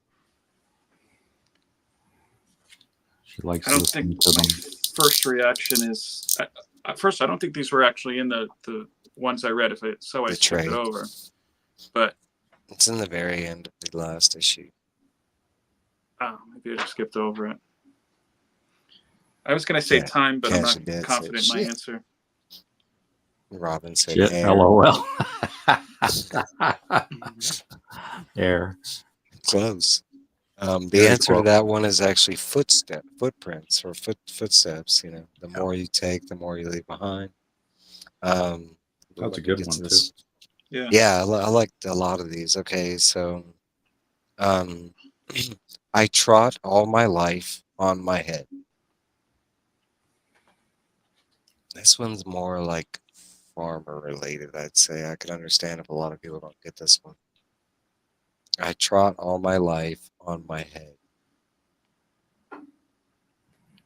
Yeah, when I first read that one, that was probably the only riddle out of all of them that I actually kind of got. This one, yeah. I'm I kind of terrible at got it, these and then I things. didn't. Yeah, some of these things I'm not good at. The ones where they're like layered descriptive with the two different, I'm not But good at those. Like, the trot is what got me. I'm going trot. Okay, that sounds like what a horse does. And I'm like, a yep, head. What the hell's a head? A head of a what? and yep, and that is the answer to that one, a nail on a horseshoe. Um, Hmm. a deep in the buzzing hall, there was I born, a queen's treasure.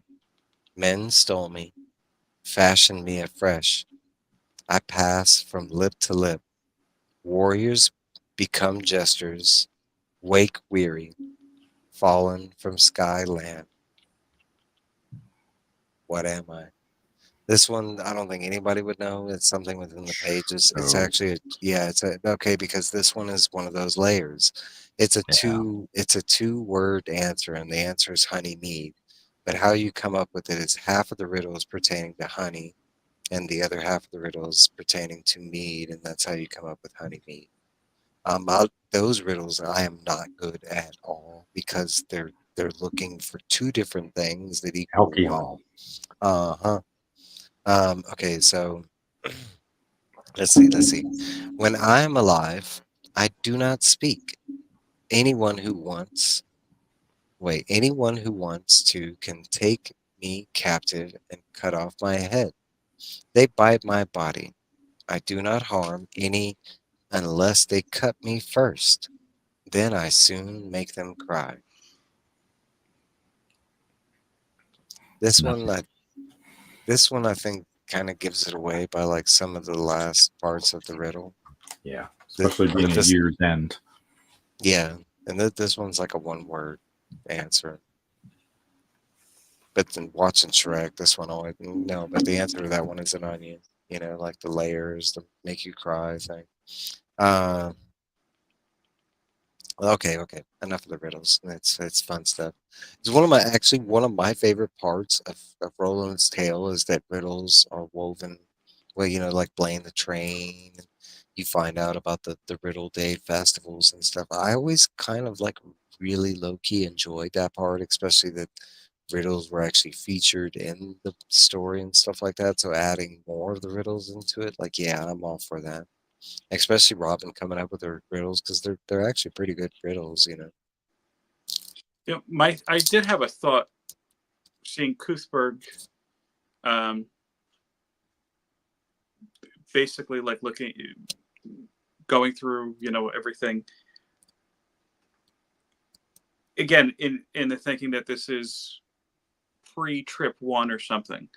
Could Blaine be another version of Cuthberg, or I don't think necessarily Farson's guy, but either on a different plane of existence, or I guess in the confines of our conversation before a twinning.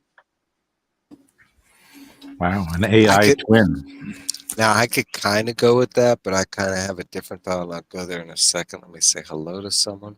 What's up, Comic Cap Hey, Collectibles? Cap. What's up, Rich? How's it going? Okay, so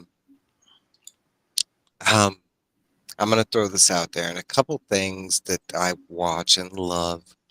There's this like concept, and it's probably prevalent in other sci-fi things, but let me just throw something out there for you. So Blaine, right? We know he's an AI, and we know that there's other AI within the Dark Tower universe, like our little robot friends that we encounter along because we meet quite like Nigel, and we meet um, Stuttering Bill.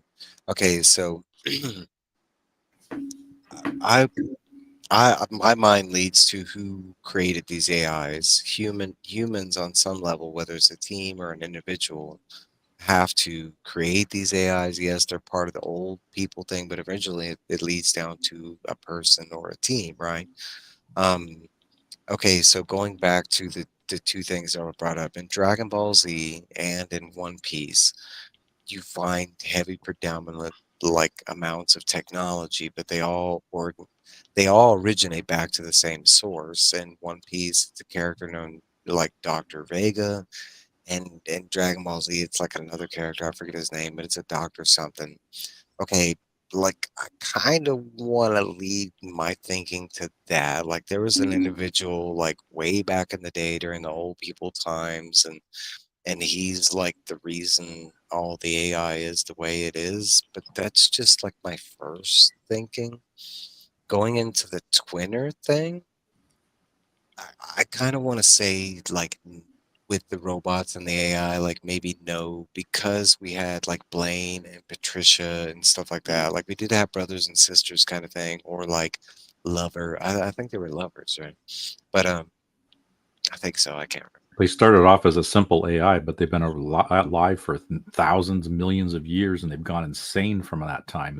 They've evolved And in just addition to from that, sheer time, right? like in So addition to that, we even had little Blaine within, like yes, Blaine kind split of thing. personalities, like schizophrenic.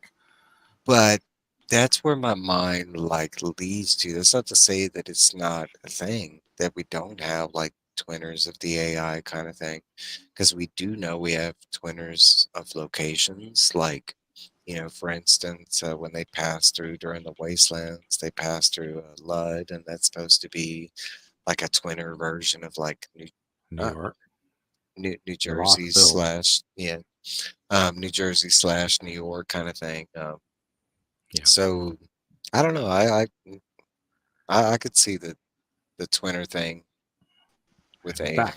I blame the twinner. The I twinner did did. it. So which one are I you, could Phil? Who knows? no, but I could go for either or. That maybe Stephen King wanted to keep technology like Separate?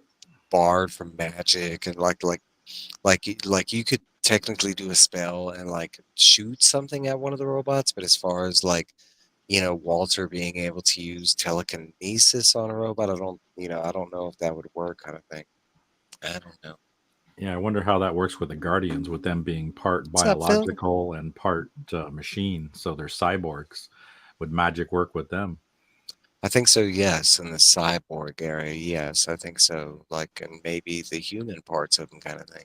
And if it was integrated like within true AI, like human brain, then maybe yes too.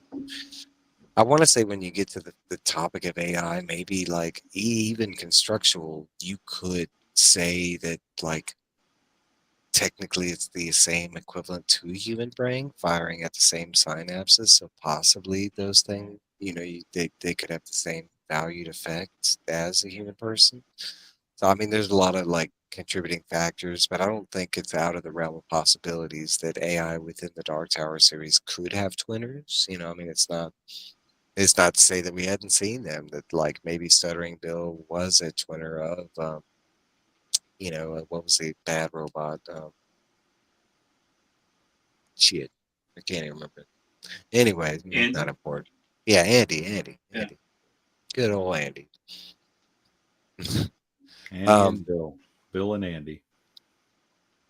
Let me see. Oh, at the very back of this book, we do get another sketchbook, but we also get something a little different. We get a preview to the one shot, which is the next book in the series, The Sorcerer, and it actually shows a bunch of the tarot cards that we've come across that was specifically from the gunslinger that Walter flipped for Roland in the beginning of the series, kind of thing. And that is the very end of issue 6. There's some comments I'd like to say about this specific arc now that we're done with it. That I was talking backstage with Steve. That for me, this is the first arc in the series where they actually add quite a bit of new quantity. We get Aline, we get new laws, we get different additional tests. There's quite a bit of new compared to the other one. The other ones we had like new scenes, new concepts, stuff like that. And we definitely, I mean, Roland's physically inside the grapefruit was definitely all new. But Yeah, but this they arc, tied up a lot of loose ends in those ones. That's what they did at first. And then now they're drawing us into new material.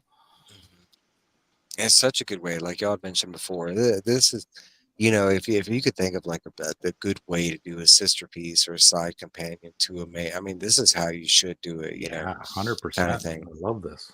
Yeah. This is my very last question. And during these 3 arcs so far, now, what is it? Almost 18, 19, 20 issues. I think we're at 19 issues, right?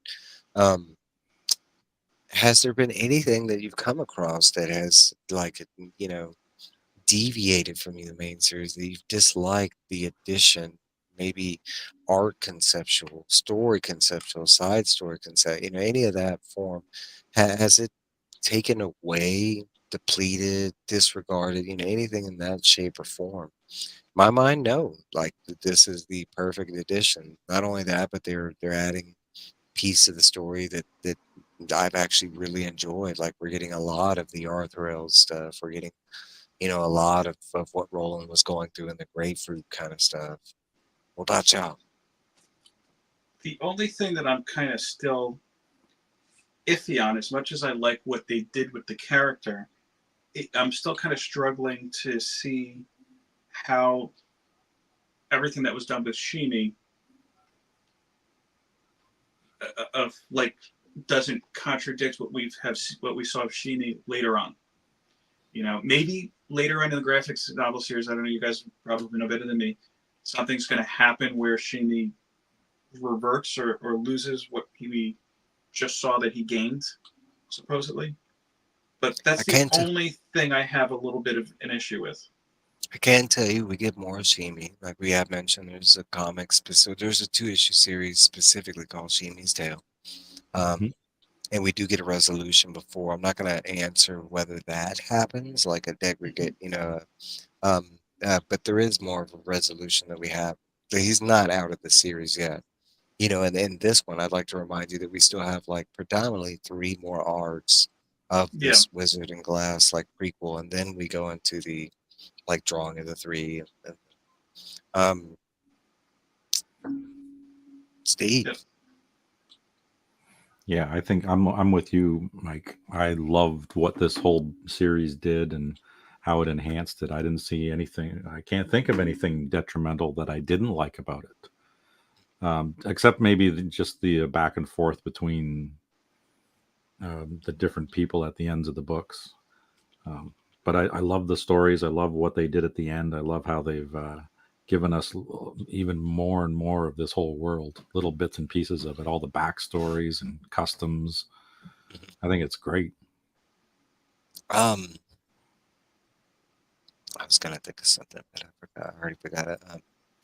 No, I mean for me it's hard to imagine that there's people that have read like just the main 8 books and never even looked at this kind of thing. Oh, I love the series, but I've never read the comics thinking because this to me integral, like it just adds so much, the world building, like yeah, the side story part.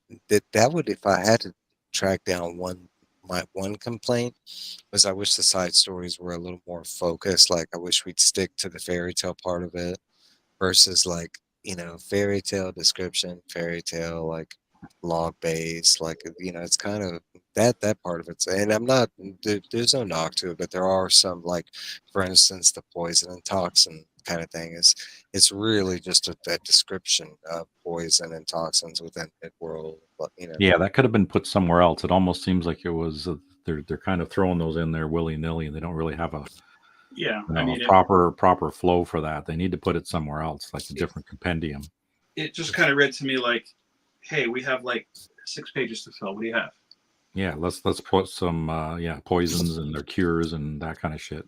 Yeah, that's what it felt Oh, like to me too. well, I want to say a lot of these, like, and I've mentioned that I try to mention everything that's within the comics, whether or not we're going to talk about it or not. But for instance, the sketchbooks, and each book does feature the sketchbooks, but some of them are like, maybe a couple panels and that's it. But then some of them are like, 5 pages Bunch of of the book. pages. Yeah, Yeah, or like, dang, you're like sketchbook, get out, bro. You could have just, done a sketchbook yeah. The whole issue. book was done at the back in sketches. Yeah, Yeah. Yeah. Um, well, it's very, very small complaints. I mean, for me, as far as story, relation, art, that kind of stuff, it's such a win-win. It just adds so much more dynamic flair, the backstory, the world building, that kind of stuff. It's everything especially that. us reading this ever like since we just completed the books and just reading this right now, like it just really enhances the hell out of it. And it was a question on how to piece this in. Like, do we read this after, four? And I'm kind of glad we waited until the whole series to do Yeah, this. and then Yeah. read this.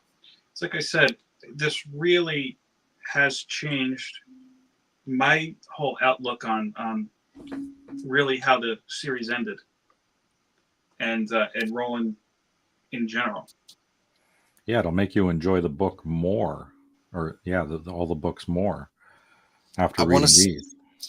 And that's like the hardest point is I wish I could introduce people the same way that I was introduced to this, but I mean that's like, yeah, I want you to get into the Dark Tower series, but first you have to read The Eyes of the Dragon, you have to read Shining, you have to read, you got to read a couple books, and that's how I came across this series. I had already read a couple major Stephen King books, and then somebody was like, "Oh, you like King? Try The Gunslinger." And then that's kind of, and like I'd already had a couple pieces predominantly, like I already knew who Walter was. I already knew what Walter was about, kind of thing. Yeah, I mean, Gilead is not predominant so much to say in Eyes of the Dragon, but they kind of mention it quite a bit, I mean, yeah. and that um, so it's kind of one of those things, like I wish I could go back and give people the same experience to see if they have the same love and passion that I do for it, but it's always one of those things like you never know how, Not I for mean, everybody, right? yeah. But I have to say, as somebody who is just starting out, I think the way that it's been rolled out or that you've rolled it out, I think is perfect. I'm trying to, because I mean, if you look online, and there's many different, I think this book alone and the whole series has like many different lists on how to physically read the series, and I think it's to each his own. I don't think there's a wrong or right way. I think maybe there is a wrong way. I think starting at like the last book or something and trying to go like backwards or something, but Yeah. Yeah, they're not independent books. You need to read them in order. yeah, yeah. I read The Stand before I read the Dark Tower series, That and I that's didn't another read one. any of the other ones. I still haven't read The Shining to this day. Oh, I love The Shining. It's such. I but okay. Um, Yeah, I get to that. but I watched No, the movie. Oh, I did. Okay, so The Shining was early on for me because I want to say I was like 8 when I read The Shining, and I want to say I watched. My parents allowed me to watch the movie like right after I got done. But the funny Um, thing is, I've read Doctor Sleep, and I loved how it resolved the whole thing. Right, even though not reading The Shining, reading the Doctor Sleep, it really helped me understand The Shining thanks, more. Cash. Like, That's so bizarre. That's really hard for me to do is to like grab a book that I know has like a previous issue in it or something and read from there or something. Like I couldn't even imagine picking up Doctor Sleep and not reading. But okay, so there are certain books that he's written that I believe you can do that with, like Black House. I Yeah. believe you can read Black House and you don't need to read Talisman. I believe you should, No, because I did. but I've done it backwards. I've read Black House yeah, first, and right now I'm reading Talisman, and it's yeah, Black House was fine on its own. He did enough backstory in it to for you to read along with it. That's fine. something tells me that lack of backstory is never King's problem. No, no, God You no. know, and honestly, you got a firsthand experience to this, right? Because you were already familiar with Callahan from Salem's Lot. Now that you've read Salem's Lot, and this is going to be more predominant, it's coming up. Do you believe you needed to read that to know Callahan, or do you believe, like within the pages of the Dark Tower, like he pretty much summed up who Callahan was from Salem's Lot? well, do you want me to answer that now? Or you want to tease that for No, next no, week? no. Let's leave that for next week. But Bum bum uh, bum. So, guys, I mean that is the 6 issues of Marvel's limited series, The Dark Tower, Treachery. That was the what we were just talking about, issues 1 through 6. In 2 weeks, will we be back? We'll be talking about a one shot and then a 6 issue series. So this next episode is going to have one more issue. It's going to have 7 issues. We're going to be talking about the Sorcerer, which is the one shot that comes right after the series. And then right after that is the Fall of Gilead. We are so close to the Jericho Hill, baby. So close. Oh, You that talk one. about the Yeah. and what a prize for making That it one's gonna through, be man. epic. Yes, it's going to be a fantastic prize.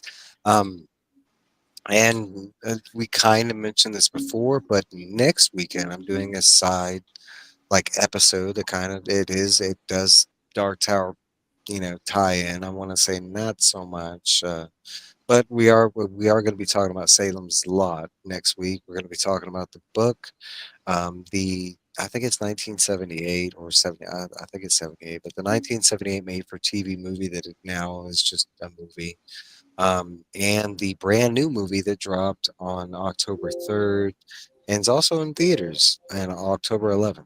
But we're going to be talking about that next week.